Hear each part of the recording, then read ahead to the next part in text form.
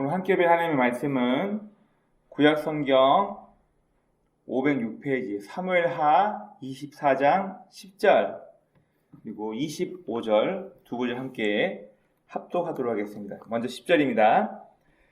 다윗이 백성을 조사한 후에 그의 마음에 자책하고 다윗이 여호와께 아뢰되 내가 이 일을 행함으로 큰 죄를 범하였나이다.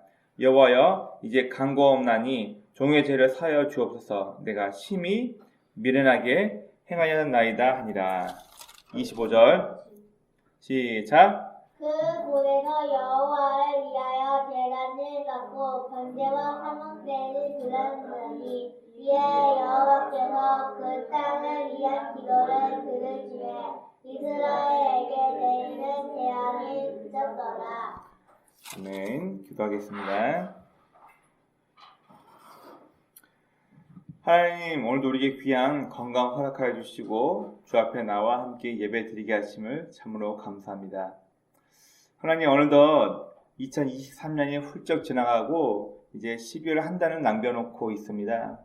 우리의 지난 삶을 돌아보며 하나님, 우리가 좀 더 성도답게 좀 더 하나님 믿는 사람답게 이 땅에 살아갔어야 되는데 그러지 못했던 모습들, 때로는 후회되고 원망했던 모든 모습들을 내놓게 하시고 우리가 다시 한번 주의 음성을 듣고 하나님의 말씀을 듣고 성도답게 사는 것이 무엇인가 다시 한번 우리의 삶을 되돌아보는 귀한 시간이 되기 원합니다. 하나님, 오늘도 부족한 자가 주의 말씀을 들고 단위에 섰습니다. 약속된 하나님의 말씀을 잘 증거하는 입술 되게 도와주옵시고 사람이 원하는 말을 하기 위해 하나님의 말씀을 이용하는 것이 아니라 기록된 하나님의 말씀 그대로를 증거하는 입술 되게 하시고 듣는 우리의 귀를 복되게 하사 이 말씀이 우리의 삶을 움직이는 귀한 힘이 될 수 있도록 인도하여 주옵소서. 예배 시작입니다. 마치는 모든 순간까지 우리 주의 성령께서 우리의 생각과 마음을 주장하여 주옵소서. 함께 하시고 인도하시고 믿사하며 우리를 죄에서 구원하신 예수 그리스도의 이름으로 감사하며 기도드립니다. 아멘. 여러분, 우리가 자녀들을 키울 때 혹은 스승이 제자에게 무엇인가를 가르치며 할 때 가장 중요한 게 뭐냐면 징계가 필요합니다. 여러분, 징계는 얼핏 보면 좋은 게 아닌 것 같아 보이지만 징계는 누군가를 가르치고 어느 정도 일정 수준에 오르게 하기 위해서는 반드시 징계라는 것이 필요합니다. 그럼 여러분, 징계의 목적이 무엇일까요? 자, 속된 말로 너 한번 빅엿 먹어봐 이런 마음일까요? 너 한번 망해봐.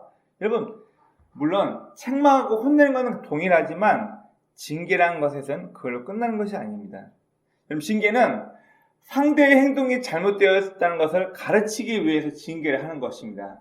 그리고 잘못됐다는 것을 알려주고 가르치는 걸로 끝나는 것이 아니라 관심이 있기 때문에 사랑이 있기 때문에 올바른 방향으로 그의 태도와 행동이 고쳐지길 원하는 마음으로 우리 부모들은 아이들을 징계하고 스승은 제자를 꾸짖고 혼내면서 올바른 길로 좋은 쪽으로 교정될 수 있도록 지속적인 관심과 사랑을 가지고 책망하고 혼내는 것을 징계라고 합니다.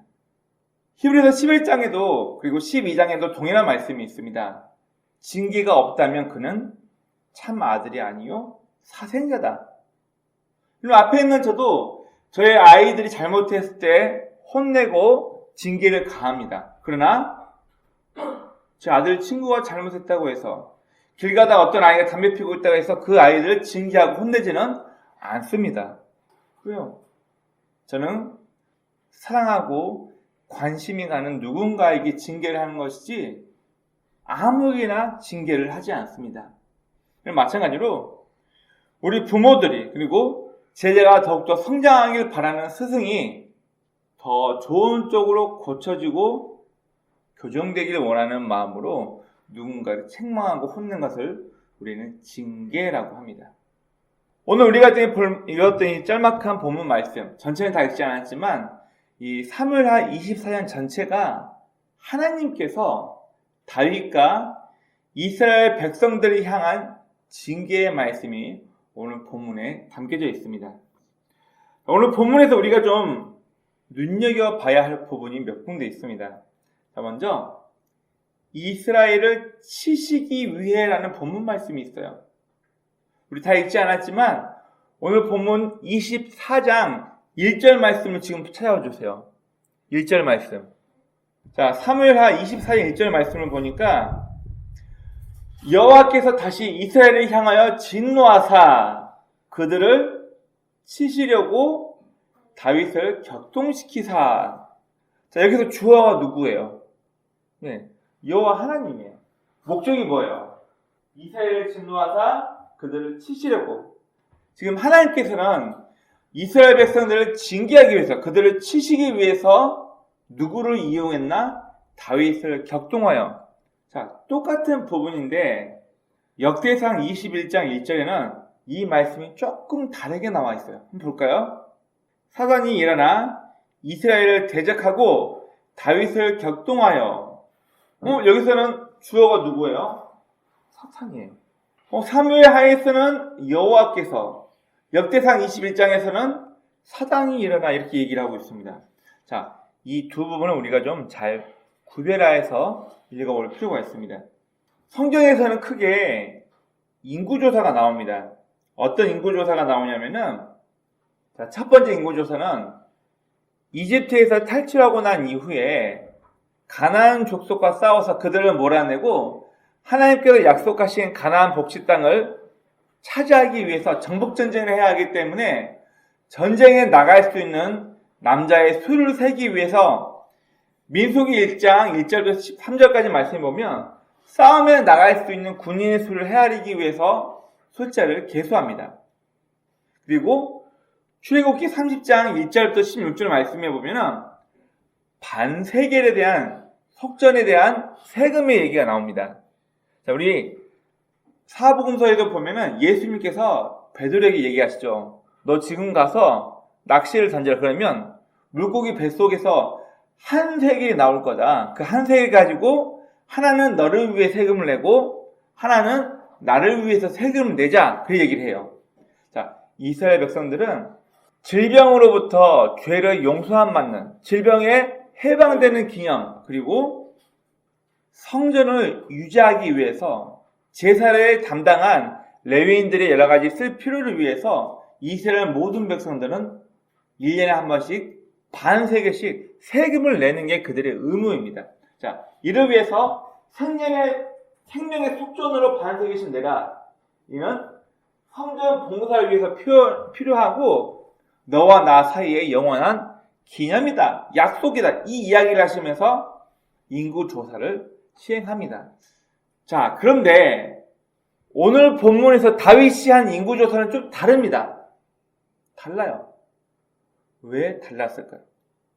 자, 오늘 본문에서 하나님께서 이스라엘을 치시기 위해 사무엘 하에서는 다윗을 격동시켰다. 다윗을 이용했다. 그리고 역대상 2장 21절에서는 사단이 일어나 이스라엘을 치려고 다윗을 격동하며 이렇게 얘기하고 있습니다. 다윗을 통해, 사탄을 통해. 그러면 하나님은 악한 일을 위해서 악한 사탄을 이용하나? 악한 마귀 귀신을 하나님께서 사용하시나? 이 부분에 대해서 우리 이제 얘기하겠지만 욥기서 말씀을 좀 기억하시면 될 것 같아요.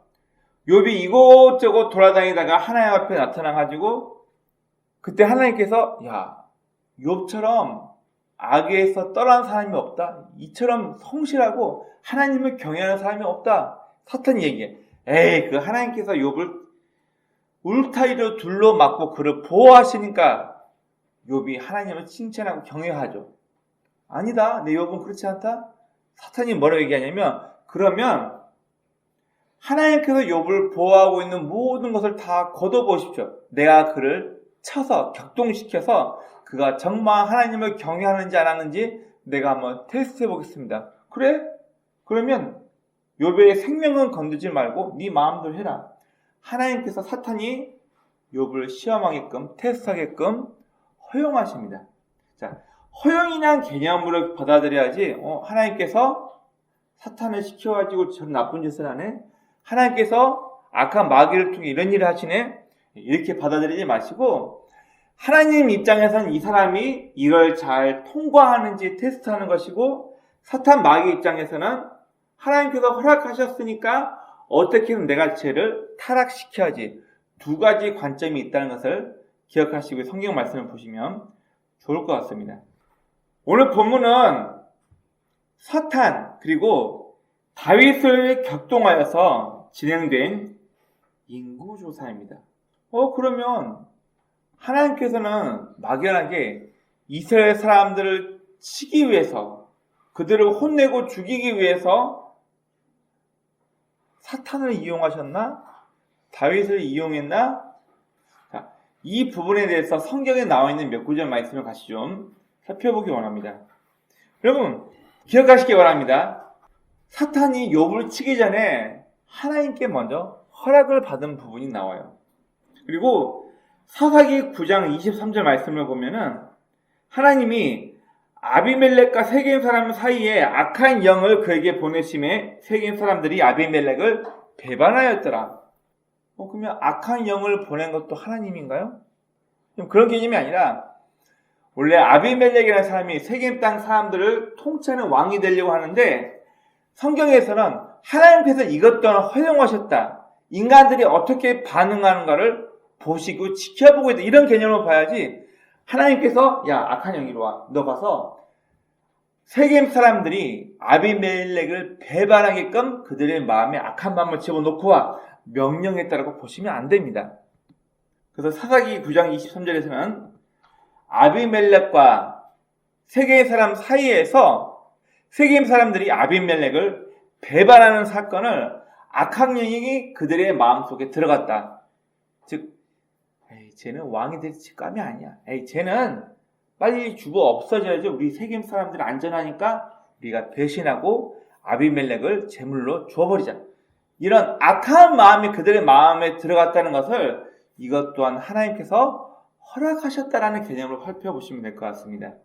그리고 사무엘상 16장 14절 말씀해 보면 여호와께서 부리신 악신이 사울의 마음에 들어가매 그가 번뇌하더라. 고통받더라. 그럼 이것도 하나님께서 사울 고통받아 너 빅년 먹어라 그리고 사울의 마음속에 악한 영을 집어넣으셨나요? 그게 아니라 사울이 가지고 있던 성향과 태도가 잘못된 선택을 하게 되면서 다윗에 대한 잘못된 시기 질투와 열등감의 마음을 갖고 있다 보니까 사울 스스로가 악한 마음을 갖게 된 것을 성경에서는 하나님께서 부리신 악신이 사울 속에 들어가매 즉 이것 또한 하나님께서 내버려 두고 네가 어떤 선택을 하냐 보자. 여러분 창세기에 보면 하나님께서 선과 악을 알게 하는 나무 우리 흔히 선악과라고 얘기하죠. 그거 왜 만들었어요?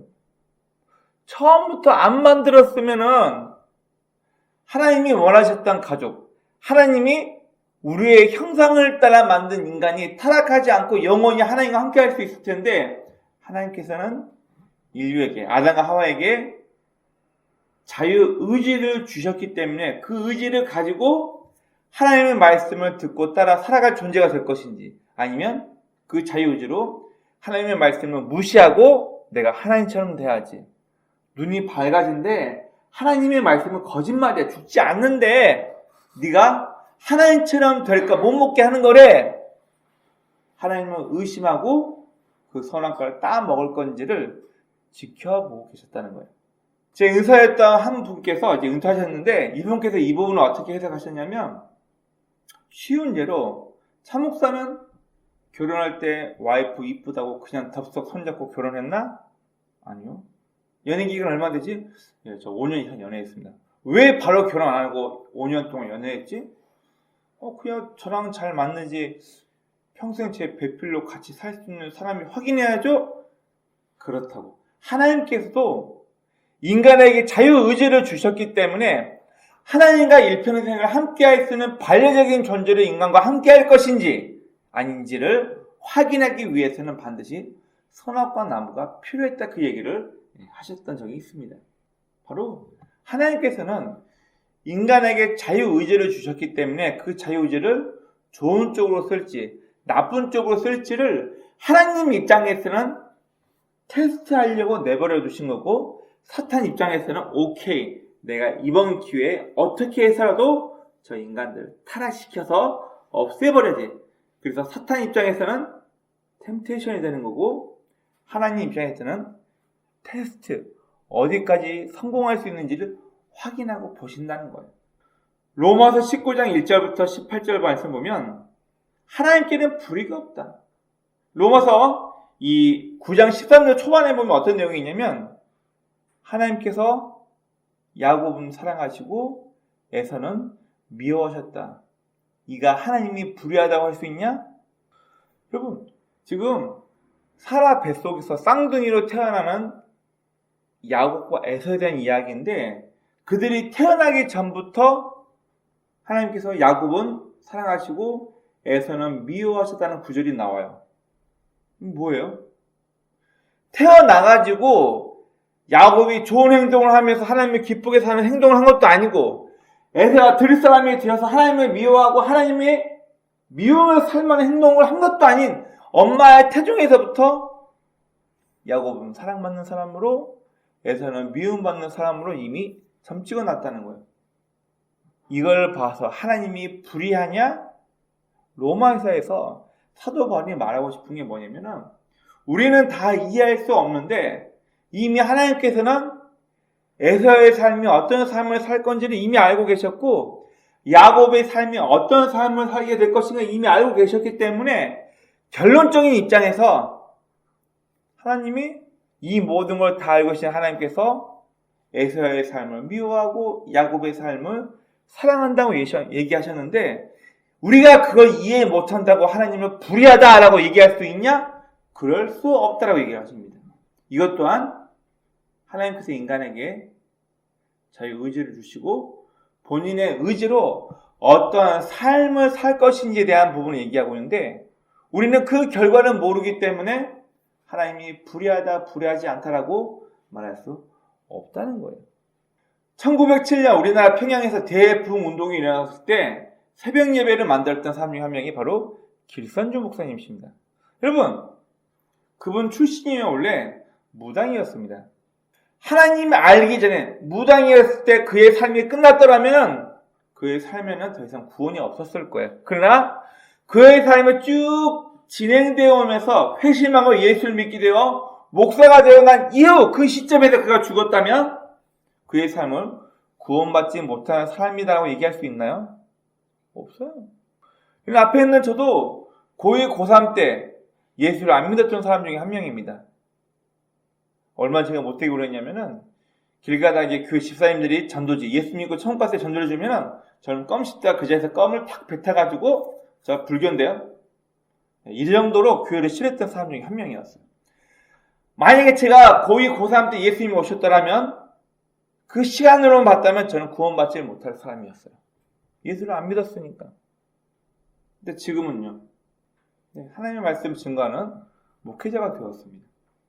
우리는 다 지금 그 한 부분만 보고는 이해할 수 없지만 하나님께서는 모든 걸 다 알고 계셨기 때문에 우리가 하나님의 속마음을 이해하지 못한다고 해서 어떻게 뱃속에 있을 때 에서는 미워하고 야곱은 사랑하지?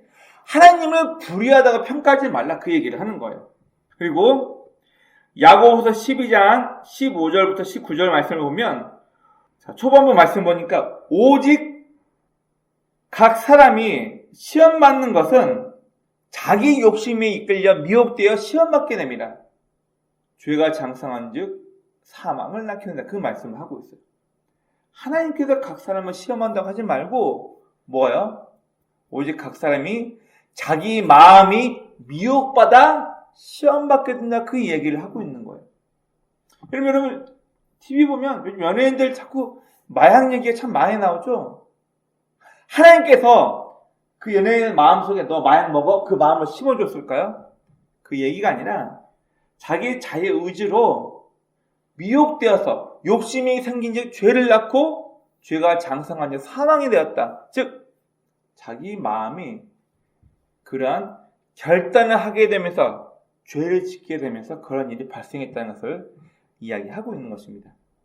바로 하나님께서는 오늘 본문에서 다윗을 격동하여 그리고 역대상에서는 사탄이 일어나 이스라엘 백성들의 인구 조사를 하게 만듭니다. 그리고 다윗이 왜 교만하고밖에 말할 수밖에 없었냐면은 여러분 24장 3절 보면 요압이 다윗이 인구 조사하려고 할 때 방해합니다.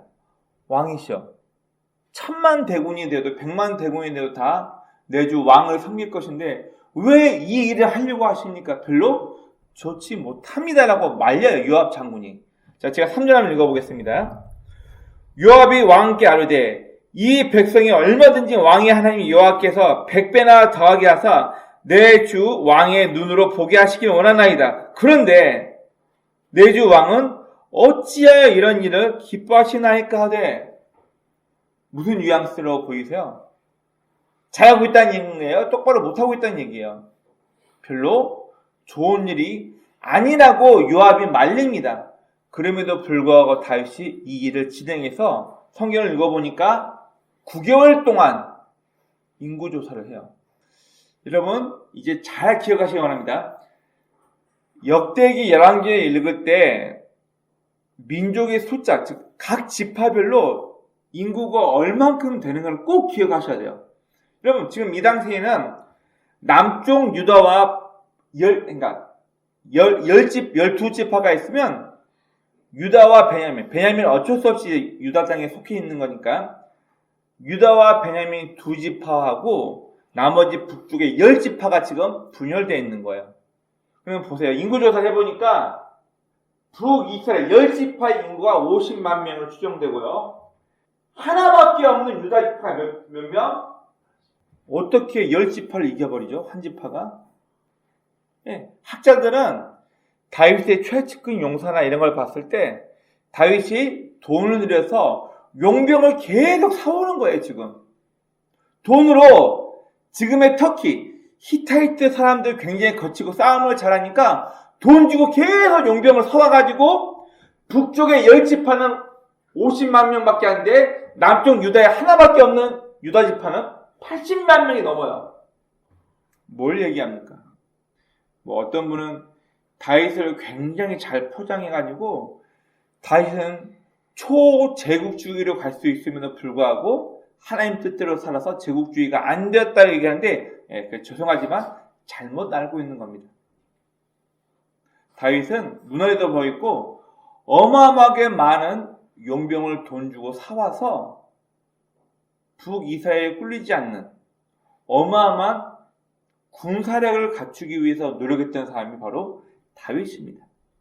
요압이 지금 다윗에게 아부하면서 하나님께서 왕의 군대를 100배나 더하게 원하십니다. 그런데 왕이요 어찌 이 일을 좋지 않은 이 일을 행하려고 하십니까? 라고 다윗의 군대 장관이었던 요압이 다윗에게 얘기를 합니다. 근데 다윗이 계속 우겨가지고 결국 인구조사를 해버리죠. 인구조사를 하고 난 이후에 다윗이 내가 교만했구나. 내가 사울의 손에서 쫓김받고 블레셋에서 내가 창 들고 나오고 컴 들고 갈 들고 싸워서 이길 때 하나님께서 날 여기까지 도와주시고 하나님께서 인도하셨다는 그 은혜는 다 잊어버리고 내가 군대를 이만큼 모았으니까 내가 이만큼 용병을 들여서 80만 대군이 됐으니까 이제 내가 전쟁에서 좀 할만해.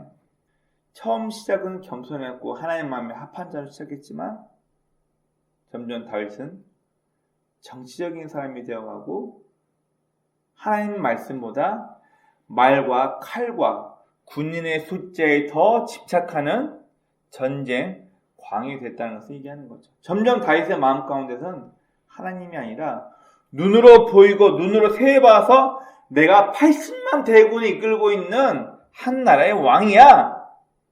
다윗의 마음 가운데는 교만이 찾아들기 시작합니다.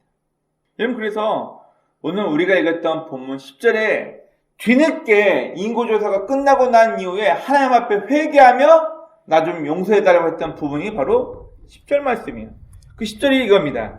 다윗이 백성을 조사한 후에 그의 마음이 자책하고 다윗이 여호와께 아뢰되 내가 이 일을 행함으로 큰 죄를 범하였나이다. 여호와여 이제 간과없나니 종의 죄를 사하여 주옵소서. 내가 심히 미련하게 행하였나이다 하는지라. 주님께 깨달은 거예요. 전쟁은 숫자가 중요한 게 아니고 여호와 하나님께 있음을 다윗이 그때 비로소 자신의 교만을 고백하며 하나님 앞에 회개합니다. 우리 시편의 노래도 있죠. 전쟁은 하나님께 속한 것이니. 아마 이 사건 이후에 다윗이 깨닫고 나서 쓴 시편이 아닌가 저는 그렇게 생각해 봅니다. 사람이 많고 적음이 있지 않고 오직 하나님의 손에 달려있다는 거예요. 이런 비슷한 이야기로 우리 인류의 구원에 대해서도 똑같이 에베소서 2장에서 얘기하고 있습니다. 구원은 이는 하나님의 선물이니 누구든지 자기 행위를 자랑치 못하게 하려 함이라. 왜 구원이 선물이냐 얘기하고 있어요. 내가 착한 일 100번 했잖아요. 내가 봉사할 때 몇 시간 했잖아요. 그러니까 나 당연히 천국 올 만한 난 자격이 된다니까요. 이 말 못하게 하게 하려고. 나 잘났다고 하는 사람이 아니라 구원은 철저하게 하나님의 선물로 주었기 때문에 그 누구도 자랑할 수 없다라고 에베소서는 얘기하고 있습니다. 이러면 사사기에서 기도원의 300요사 하나님께서 이스라엘 사람들을 구원하기 위해서 기도원이라는 사람을 해결자로 선택합니다. 수많은 사람들이 자기네 땅을 살리겠다고 전쟁하겠다고 군인들이 모여요. 다 보내라. 이 사람 보내라. 이러이러한 일이 있고 걱정 있는 사람, 이제 막 속알고 있는 사람, 이제 막 결혼한 사람 다 내보내라. 지금 무서워하는 사람 다 쫓아버리라. 다 자르고 다 잘라서 300명만 남겨놓습니다. 그리고 하나님께서 뭐라 말씀한 줄 아세요? 니네 군대의 숫자가 많으면 전쟁에서 승리했을 때 여호와께서 우리를 지켜주셨다 말하지 않고 우리가 힘이 좋아서 우리가 군대를 많이 모아서 전쟁에 승리했다라고 스스로 자만에 빠질까요? 내가 숫자를 다 가지치기 해서 300명만 남겨서 저 바닷가에 모래알처럼 많은 미디안 군대를 상대하겠다. 그래야 니네가 우리가 사람이 많아서 군대가 많아서 승리했습니다라는 말을 안 하고 완전히 이건 하나님의 도우십니다라고 니네가 고백할 수 있으니까 내가 군대 다 내보냈다. 300명만 남겨놨다. 이 이야기를 사사기에 그대로 하고 계십니다. 다윗은 반대죠. 지금 나는 이만큼 군대가 많으니까 나는 이제 큰 제국의 왕이야. 이런 다윗의 교만을 꺾기 위해서 하나님께서는 다윗을 통해 그리고 역대기에서는 사단을 통해 인구조사를 시행하게 됩니다. 여러분 그러면 우리 한번 고민해 볼 것이 있어요. 왜 갑자기 이스라엘 백성을 치신다고 말하고 있죠? 뭔가 잘못했겠죠. 무언가 이스라엘 백성들이 심히 잘못한 게 있으니까 그들을 쳤겠죠. 학자들은 이야기를 두 가지로 얘기를 합니다. 자, 먼저는 다윗을 하나님께서 세우셨어요. 이스라엘 왕으로. 그런데 한 번은 압살롬 편에 들어서 다윗을 배반하고 또 한 번은 이스라엘 사람 중에 세발한 사람이 일어나 또 쿠데타를 일으킵니다. 그때도 이스라엘 사람들이 대거 우리는 다윗과 이새의 자식과 아무런 상관이 없다라고 열지파가 다윗을 배반하고 세바의 편에 섰다가 그 쿠데타가 실패합니다. 두 분의 학자인데 한 학자는 바로 하나님께서 세우신 왕, 하나님의 통치를 무시하고 세우신 다윗을 배반한 이스라엘 백성들을 치기 위해서 하나님께서 일부러 다윗을 격동하여서 사단을 격동하여서 인구조사를 하게 해서 그들을 치셨다. 이렇게 얘기하는 사람이 있는가 하면 아까 우리 성전의 속전 얘기했죠. 반세겔. 질병으로부터 노임받는 의미로 그리고 성전 세금을 통해서 레위인들이 하나님께 필요한 예배를 드리기 위해서 우리 쉽게 말하면 헌금 드린 거 생각하시면 돼요. 의무적으로 반세겔을 내야 되는데 이걸 안 냈다. 그래서 그걸 안 낸 사람들은 다 질병으로 죽게 되었다. 이렇게 해석하는 사람도 있습니다. 하나님의 인구조사에는 분명 목적이 있었습니다. 우리 다 읽지 않았지만 오늘 본문 말씀을 보면 하나님께서 다윗에게 너 이 잘못했지? 너 3가지 골라. 네 집안에 칼이 떠나지 않는 너 도망 다닐래? 아니면은 이스라엘 백성들에게 질병을 내가지고 3만 명을 내가 칠까? 이 얘기를 하십니다. 자, 성경 잠깐 볼까요? 하나님께서 다윗에게 뭘 얘기하시냐면 11절부터 보면 선지자 갓이 나와서 얘기를 합니다. 너 3가지 중에 하나 택해라. 근데 다윗이 뭘 하냐면은 내가 여호와의 손에 빠지기를 원합니다. 즉 뭘 선택한 거냐면은 3일 동안 질병을 통해서 백성이 죽는 것을 다윗이 선택을 하게 됩니다. 자, 13절 중간부터 읽어보겠습니다. 왕의 땅에 사흘 동안 전염병이 있을 것이니까 왕을 생각하여 보고 나를 보내신 이에게 무엇을 대답하게 하소서하는지라. 그리고 사람이 아니라 여호와 하나님의 손에 빠지기 원합니다 해서 다윗이 백성이 3일 동안 전염병에 시달리는 것을 선택하게 됩니다. 자, 이것 때문에 얼마나 많은 사람이 죽게 되냐면은 7만 명이 죽네요. 15절 말씀 보십시오. 이에 여호와께서 그 아침부터 정하신 때까지 전염병을 이스라엘에게 내리시니 단에서부터 이스라엘 최북단, 최남단을 얘기하는 거예요. 단에서부터 브에르시바까지 백성의 죽은 자가 7만 명이다. 7만 명이 죽었습니다. 여러분, 이게 다윗의 교만 때문에 죽었다라고 하시면 안 됩니다. 대표자 한 명 때문에 그를 믿고 따르던 7만 명이 죽임을 당했다. 그러면 우리 생각해 볼 문제 있는데, 왜 하나님께서는 욥을 시험하실 때, 사탄은 욥을 시험할 때 욥에게 아들이 10명이 있었거든요. 그 아들이 하나님과 사탄의 테스트에 그 10아들이 죽습니다. 그러면 속된 말로 욥 한 명을 평가하기 위해서 그의 아들 10명을 하나님과 사탄이 죽게끔 내버려 둡니다. 하나님이 불의하신가요? 성경에 명확히 나와 있지 않지만 욥의 아들들이 어떤 삶을 살아왔는지를 명확히 나와 있지는 않습니다. 그런데 그들의 생명이 꺼질 만큼 선한 삶을 살지는 않았던 것 같아요. 즉 부모 때문에, 성경에 명확히 얘기하고 있어요. 부모의 죄 때문에 자식이 죽지 않는다, 그 얘기를 하고 있어요. 여러분들 한번 생각해 보십시오. 다윗의 교만 때문에 7만 명을 하나님께서 그냥 죽이셨을까요? 그렇지 않다는 거죠. 뭔가 이유가 있다는 거죠. 그 이유가 어떤 분은 생면의 속전을 내어서 질병으로부터 해방되는 의미로 여호와 하나님을 기념하는 의미에서 이스라엘 사람들이 의무적으로 반세기를 내야 되는데 반세기를 내지 않은 사람이 아마 질병으로 죽임받았을 것이다. 아니다. 하나님께서 다윗을 이스라엘 왕으로 세우셨는데 다윗의 통치를 반대하고 배반했던 사람들 7만 명이 죽은 것이다. 이렇게 얘기하는 분들인데 우리는 정확히는 다 할 수 없고 성경을 미뤄 봤을 때 아마 이 2가지가 원인이 되어서 질병으로 7만 명이 죽지 않았나 이렇게 우리는 유추해 볼 뿐입니다. 정확히는 모르죠. 자, 오늘 하나님께서 인구조사를 하신 목적이 분명히 있습니다. 먼저 첫 번째는 징계죠. 다윗의 교만을 깨트리고 그거 다시 한번 하나님 앞에 겸손하게 모든 것이 하나님의 손 안에 이뤘던 것을 깨닫게 하기 위해서 징계할 목적으로 그가 교만을 버리고 겸손하게끔 하기 위해서 다윗을 낮추기 위해서 인구조사를 했습니다. 두 번째, 압살롬 그리고 세바의 쿠데타를 통해 다윗을 배반한 이스라엘을 벌하기 위하십니다. 여기 벌한다는 의미에서는 징계와는 다른 의미입니다.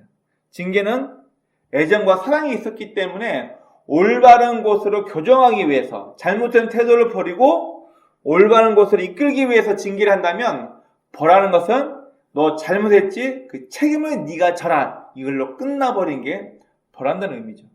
다윗을 배반한, 결국 다윗을 배반했다는 의미는 하나님의 통치를 거부했다는 거예요.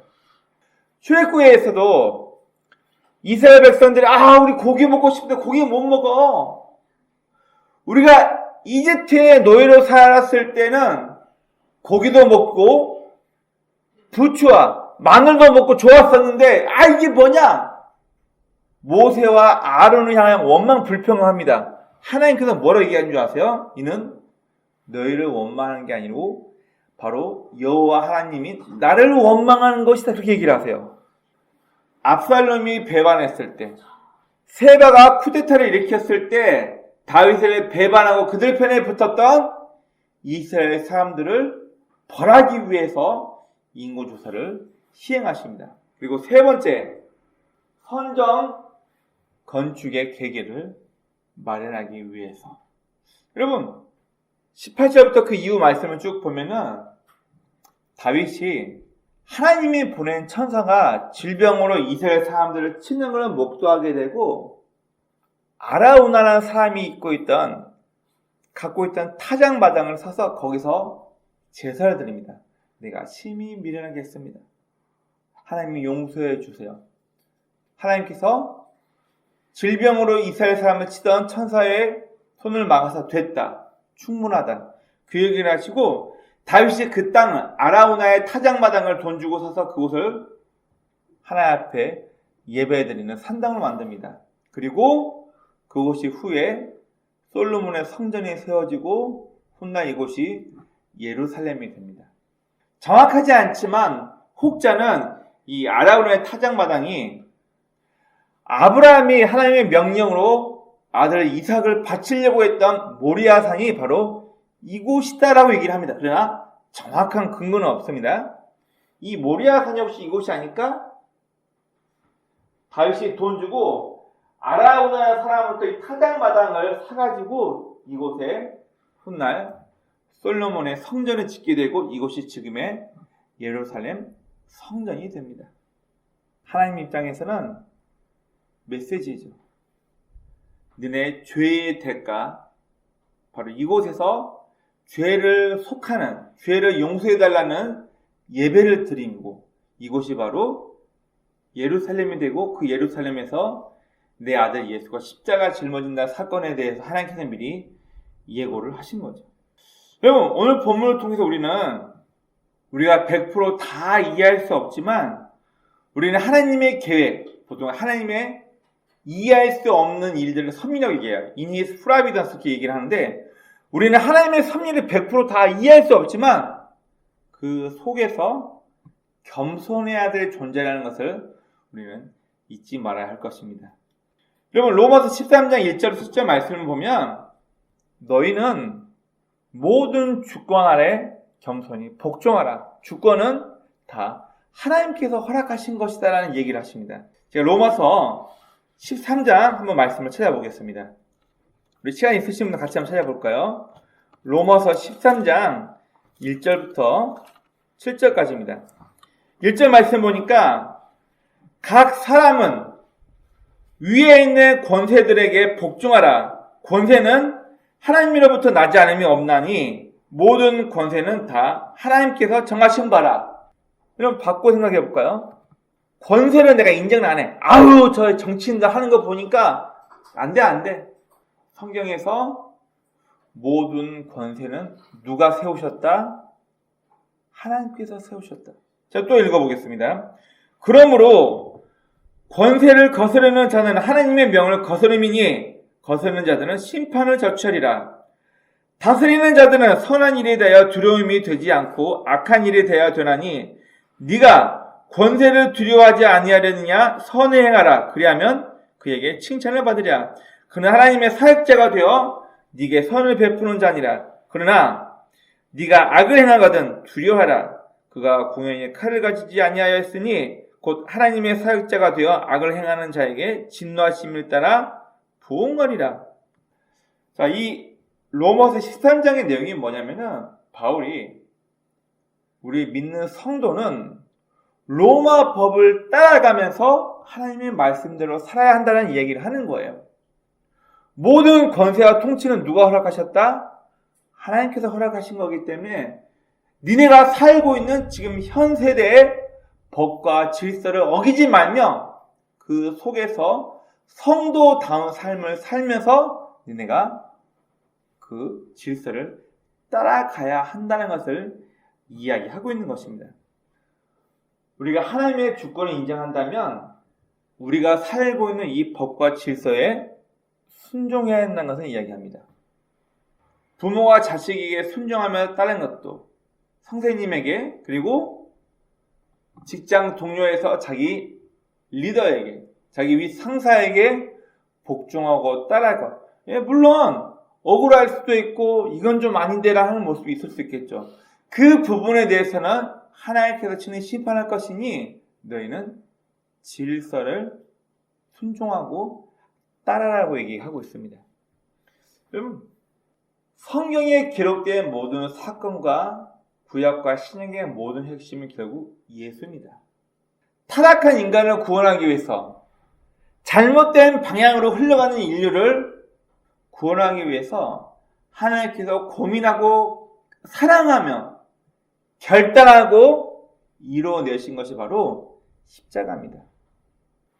저들을 위해서 죄 없는 내 아들이 죽음을 통해서 그들의 죄를 용서하고 하나님의 통치, 하나님의 방법대로 저들이 살아갈 수 있도록 인도하는 것, 여러분 바로 십자가라는 것은 하나님의 사랑이요 결단이라는 것을 우리에게 얘기해 주고 있습니다. 오늘 본문은 우리에게 말하고 있습니다. 성도의 삶이 다윗처럼 내가 이만큼 해왔으니까 교만한 삶을 살아야 할지, 아니면 그럼에도 불구하고 이것 또한 하나님의 은혜라는 것을 기억해야 할지 우리는 평생 겸손해야 됨을 우리에게 말해주고 있습니다. 모두가 내 공로, 내가 잘했기 때문에 내 노력으로 된 걸까? 여러분 한번 생각해 보시기 바랍니다. 제가 종종 자수성가라는 말을 제가 별로 안 좋아한다고 아마 그런 얘기를 한 적이 있는 것 같아요. 집이 어렵고 환경이 잘 되지 않아서 많은 고생한, 많은 노력을 통해서 성공했다. 예, 인정합니다. 그러나 무일푼에서 그 사람이 일어나기까지 그의 노력도 분명히 있었지만 그 사람 주변에 좋은 사람을 붙여주고 좋은 환경, 계기를 통해서 그가 일어설 수 있게끔 분명 하나님의 도움이 있었을 텐데 이 모든 걸 다 무시하고 나 혼자 내 노력으로 내 공로로 이만큼 성공했다. 과연 그게 전부일까요? 그럼 생각해 봐야 합니다. 두 번째, 오늘 본문에서는 우리 인간은 모든 제도와 법 안에서 성도로서 질서와 의무를 다 해야 한다는 것을 우리에게 얘기해 주고 있습니다. 우리 지난 시간에 마태복음 7장 12절에서 무릇 대접받기 원하는 대로 네가 먼저 남을 대접해라. 이게 선지자요 율법의 강령 이렇게 얘기를 하고 있습니다. 대접이란 말이 원어 성경 보니까 없어 있었죠. 네, 없었어요. 대접이 아니라 네가 대접받기 위해서 먼저 남을 대접해라 그 얘기가 아니라 네가 먼저 선한 삶을 살게 되면 남들도 네 삶을 보고 따라가게 될 것이다. 이게 율법이요 선지자의 강력한 말씀이다. 그렇게 얘기하고 있는 거예요. 여러분, 왜 바울이 로마서 13장에 그렇게 강조하고 있고 왜 오늘 본문에서도 이걸 강조하고 있나요? 우리 인간은 한국은 한국에 맞게, 로마면 로마에 맞게, 영국이면 영국에 맞게 각 나라의 문화와 법과 제도를 순복하고 따름을 통해서 성도다운 삶을 주변 사람들에게 보여주기 위해서 우리에게는 여러 가지 법과 제도를 따르는 것이 너무나 중요합니다. 여러분, 간혹 제가 대한민국에 있는 모든 법령을 다 어기고 나 혼자 산에 가서 도 닦으며 예수 믿는 생각해 봅시다. 누가 저를 보고 예수 믿고 싶어 하겠어요? 내가 모든 제도와 법망을 다 어기면서 예수 믿어야만 내가 하나님 믿어야 돼 이러고 있어요. 누가 제가 전하는 예수를 믿고 싶어 하겠어요? 나도 똑바로 못하고 있는데 너 이렇게 해. 누가 그걸 믿고 따라오겠어요? 여러분, 기독교는 말하는 황금률, 내가 대접받기 위해서 먼저 남 대접해라 그 얘기가 아니라 내가 먼저 하나님의 길을, 하나님의 방법대로 올바른 삶을 살게 되면 남들도 너의 모습을 보고 따라갈 것이다. 그 얘기를 하고 있는 거예요. 여러분, 지적질은 절대 사람 변화 못 시켜. 너 왜 그래? 너 똑바로 안 해? 지적하니까 동생이 말 잘 듣던가요? 여러분, 잘못했다고 손가락질하고 지적질한다고 해서 사람 절대 안 바뀝니다. 힘들어요. 지적질로 사람이 변화되는 것이 아니라 먼저 용서하고 먼저 양보하고 먼저 베푸는 삶을 자식들에게 누군가에게 보여주었을 때 그 모습을 보고 변화받는 게 사람입니다. 여러분 이제 연말이죠? 곧 있으면 이제 빨간 양철 냄비 구세군 나올 겁니다.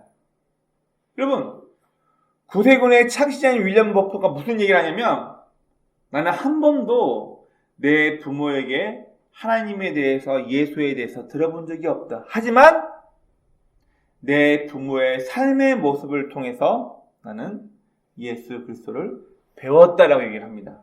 무슨 얘기예요? 지적질을 했다는 거예요? 아니요. 부모가 먼저 남에게 선행하고 누군가를 도와주는 부모의 모습을 통해서 예수 그리스도를 배웠다는 거예요. 이게 구세군의 창시자가 한 얘기예요. 우리는 하나님의 사랑의 결단이 결국 십자가 예수의 죽음과 희생이라는 것을 우리는 기억해야 합니다. 오늘 본문에서는 다윗의 교만을 깨우치기 위해서 그리고 하나님의 질서와 하나님의 말씀을 무시하고 하나님께서 세우신 다윗을 배반했던 이스라엘 사람들을 징계하기 위해서 벌하기 위해서 하나님께서는 다윗을 격동하여 그리고 역대상에서는 사단을 격동하여 오늘 이 인구조사를 시키게 하시고 이 인구조사를 통하여서 오늘 우리에게 몇 가지 경고하며 이야기하고 계십니다. 일평생 성도는 하나님의 도움으로 겸손히 살아야 할 존재라는 것을 우리는 기억해야 하고 우리는 이 땅에 세워진 모든 법 질서를 지켜가면서 내가 먼저 본을 보이며 그들의 앞에 우리 주변 사람들 앞에 보여야 하는 성도의 삶이 있다는 것을 우리는 기억해야 합니다. 그리고 다윗이 돈 주고 산 아라우나의 타작마당 결국 이곳에 솔로몬의 성전이 세워지고 성전의 의미는 거기서 너와 내가 만난다 그 의미예요. 호화스럽게 멋지게 지어놓고 와 이게 위대한 신을 섬기는 집이네 그 의미가 아니라 성전의 원 의미는 거기서 너와 내가 만나고 우리는 예수 그리스도를 통하여서 하나님의 결단, 하나님의 의지, 하나님의 사랑이 집약된 십자가 사건을 통하여서 우리 성도가 어떠한 삶을 살아야 할지 우리는 기억해야 할 것입니다. 우리 함께 오늘 말씀 기억하면서 함께 기도했으면 좋겠습니다. 우리가 일평생 겸손해야 되고 우리에게 주어진 모든 법과 제도 안에서 성도로서 법과 질서를 지켜가며 의무를 다하는 우리 삶이 되어야 합니다. 그리고 결국 우리가 믿고 섬기는 십자가의 의미가 하나님의 희생, 하나님의 사랑의 집약체라는 것을 기억하며 우리의 복된 삶이 되길 주의 이름으로 축원합니다. 아멘.